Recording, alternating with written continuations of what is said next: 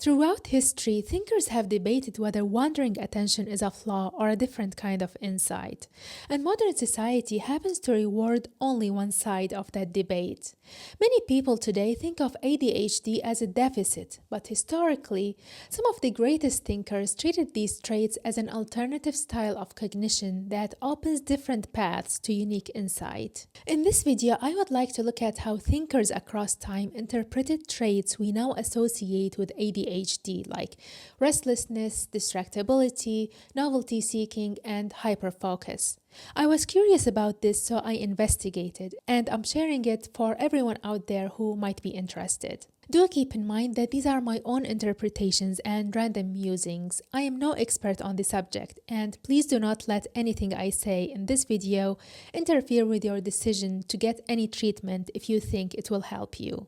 That being said, let's jump in. The ancient Greek philosophers Theophrastus and Hippocrates were some of the first to describe temperament characterized by inattention, hyperactivity, and impulsivity. But they often didn't go beyond characterizing them as temperaments. Theophrastus wrote a book titled Characters, in which he portrayed 30 different characters meant to comically represent different human personalities, one of which was the man who adds salt to his soup twice, making it uneatable, or who makes unusual associations, like saying after it had rained that the sky smells delicious, instead of attributing that fresh rain smell to the earth, like most people do. Hippocrates, on the other hand, had a theory that temperament is decided by the balance of the different fluids in the body: blood, yellow bile, black bile, and mucus. He described people who had quickened responses to sensory experience, but also less tenaciousness because the soul moves on quickly to the next impression, which he attributed to an overbalance of fire over water. But perhaps the first thinker who described this kind of mental restlessness with great detail was John Locke. Locke was an English philosopher and physician, and one of the most influential thinkers of the Enlightenment. He wrote various works in which he explored the nature of the human mind and psyche, and how thought and understanding are best cultivated. Locke noticed attention styles that look strikingly like modern ADHD, a mind that fixates on small, irrelevant fragments, or one that keeps jumping away from the task at hand. He described a particular cognitive style where the mind becomes obsessed with apparent trivialities. It plays with and dandles some insignificant puppet to no end, having no aim or purpose, and yet hard to distract from it. For example, some trivial sentence or a scrap of poetry will get into a man's head and chime away there so that there is no stilling it, no peace to be obtained, no attention to anything else, because this impertinent guest insists on occupying the mind and possessing the thought in spite of all the attempts to get rid of it. He also spoke of certain temperaments where the mind keeps jumping around and simply couldn't sit still with one subject for long.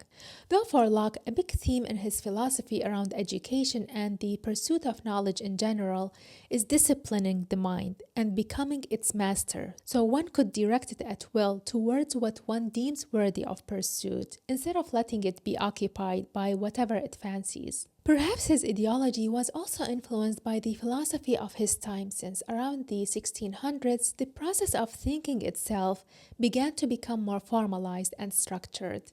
He considered that when one lets the mind wander at its own will, it becomes a habit that is hard to break out of. He mostly viewed these habits as shaped by upbringing, though Montaigne, who wrote over a century before Locke, disagrees. In the 1500s, Montaigne was already writing about a mind and a body that resisted stillness and linearity, his own. But he didn't apologize for it. In fact, he built a literary form around it, the essay.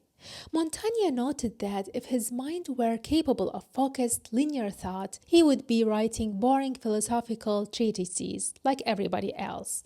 But since it wasn't, his output was something original for his time, and so the essay was born, which, translated literally from this French word I cannot pronounce, means to attempt. So they were his attempts to put his thoughts into writing, as opposed to structured arguments. His writings resembled the messy process of his own thinking, jumping from the Roman Empire to his cat to Plato. He famously described his memory as grotesquely faulty and his mind as a wild horse that would bolt in all directions. His goal from writing was to describe the human condition, especially that exemplified by himself, in the most candid way possible. He complained that when his body was still, his imagination became wild and extravagant and starts producing ideas faster than he can organize them.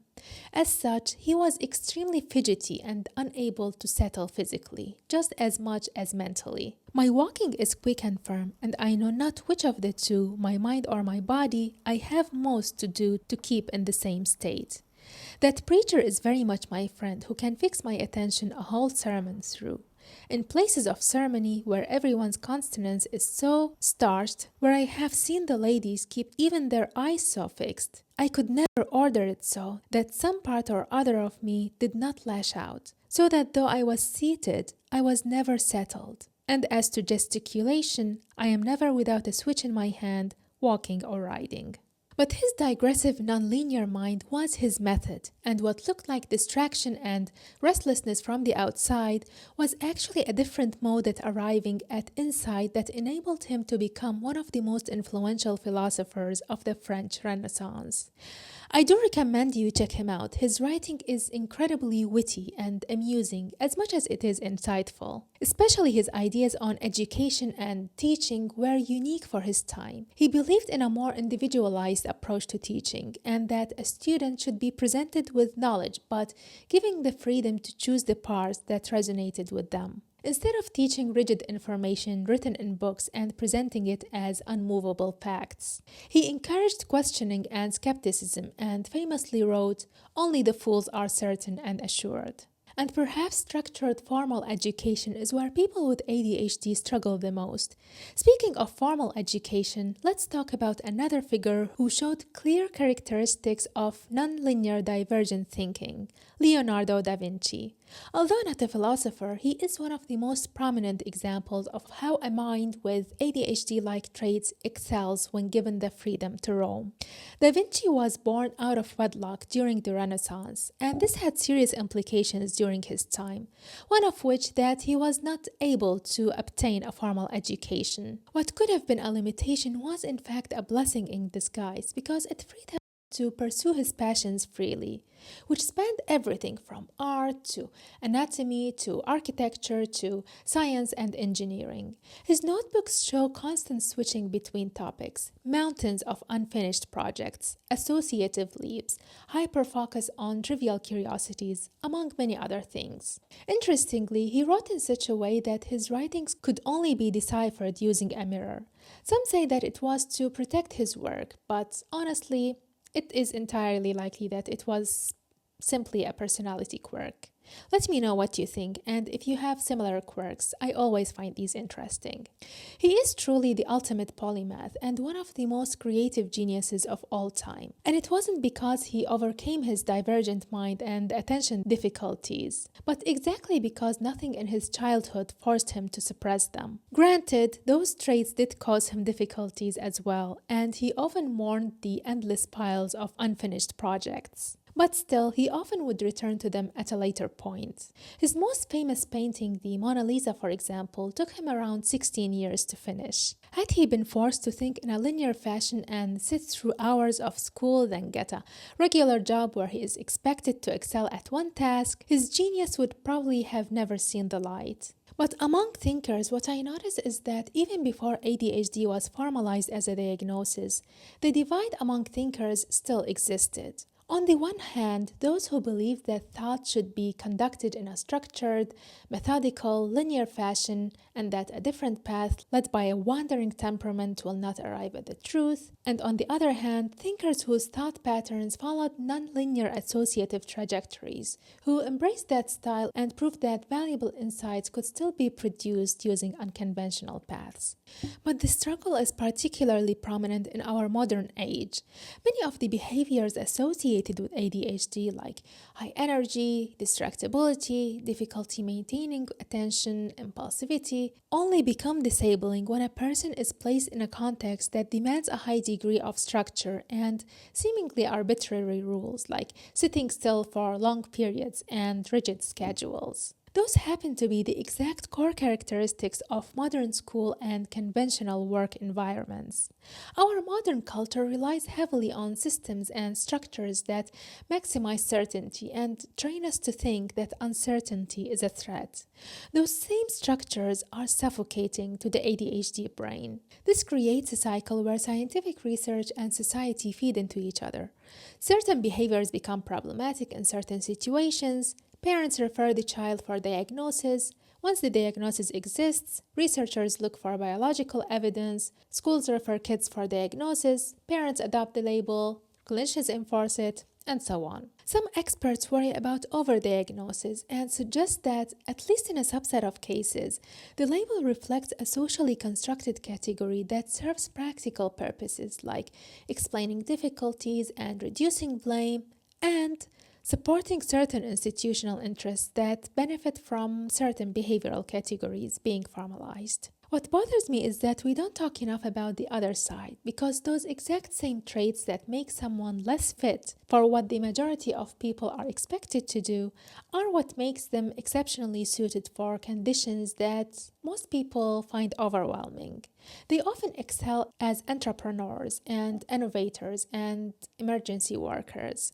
Many people who carry ADHD traits may not feel the urge to start work simply because the workday has started, but would distract themselves until inspiration hits. They are comfortable sitting under uncertainty, whereas the average person might panic and frantically try to do anything even when it proves to not solve the problem at hand. So traits like rapid idea generation or novelty seeking or spontaneous problem solving might be immense strengths, but not in rigid standardized systems that privilege a particular cognitive and behavioral style. The issue then is not the trait, but the setting in which they are found. Change the context, and the same behaviors that are disruptive in a classroom are now the main drivers for innovation. None of this denies the real struggles many people face and who may greatly benefit from medical treatment, especially when comorbidities like mood disorders or anxiety coincide. But I fear that our society has a bigger disorder in failing to accommodate anything but the cookie cutters. As I was digging into this topic, I realized that the philosophy of attention is immensely fascinating, and I do plan to make a video in the future exploring this aspect in more detail. Do let me know if you find that interesting.